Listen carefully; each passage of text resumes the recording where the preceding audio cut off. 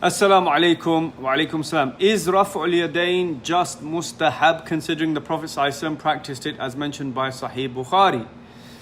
How did the Imams reach the decision it's not obligatory since the Prophet ﷺ said pray as you see me praying? Okay, very good. It's a good question. So the in fact, a very, very minority view among the ulama is that raf'ul yadayn is obligatory. And this is a very, very small opinion among the ulama. The overwhelming majority of scholars, they said that it is a sunnah, right? And in particular, the Malikis, the Shafi'is, and the Hanbalis, they said it is a sunnah and it is something that we should do. And many of the Hanafi scholars said that you either don't do it or it is another sunnah not to do it, right? Now, even those scholars, the Hanabila, the Shafi'iyya and the Malikiyya, they do not count it from among the wajibat of the Salah. If you look at the books of fiqh, they do not count it from among the wajibat of the Salah, right? The obligations of the Salah. Yes, the Prophet ﷺ said, pray as you see me praying. Sallu kama ra'aytumuni usalli. And I believe that the stronger view is, of course, the view of the majority, which is that raf'ul yadayn is recommended, is mustahab, is sunnah, without a doubt. But if we take the hadith, Sallu kama ra'aytumuni usalli, in its absolute sense, then we would be praying 2 rak'ahs for hours. For hours.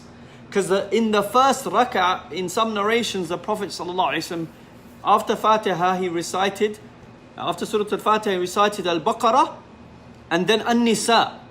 And in the second rak'ah, he recited Al-Imran and Al-Ma'idah. So you can see that the Prophet ﷺ, his prayers were very, very long. So yes, we have to follow the way the Prophet ﷺ prayed, without a doubt, right? Without a doubt, we have to follow the way he prayed. However, there are some things which are pillars, without which the prayer is invalid. So a man, for example, if he prayed in a particular way, the Prophet ﷺ told him, go back and pray, because he missed certain things.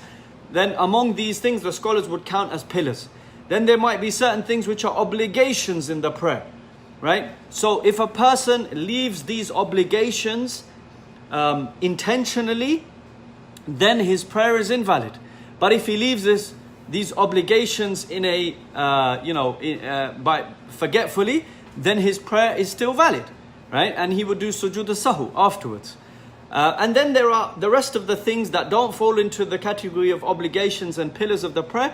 They are all sunnah, okay? They are all sunnah. There's a lot of different ways where the scholars came to different reasons. This is actually a topic from Usul al-Fiqh that you can study for years actually. But there are different siyagh, there are different types of words that the Prophet ﷺ uses, and likewise there are things that he told the person, go back and repeat your prayer, right? And there are things that he didn't, and there are things that that the Prophet ﷺ sometimes did, sometimes didn't do. So we need to look at all of these things, okay? So that's how we know what's obligatory, what's not, or how the scholars they mention this. I hope that answers your question, inshallah. Of course, without a doubt, if something is sunnah, then it is better to do it, without a doubt, inshallah.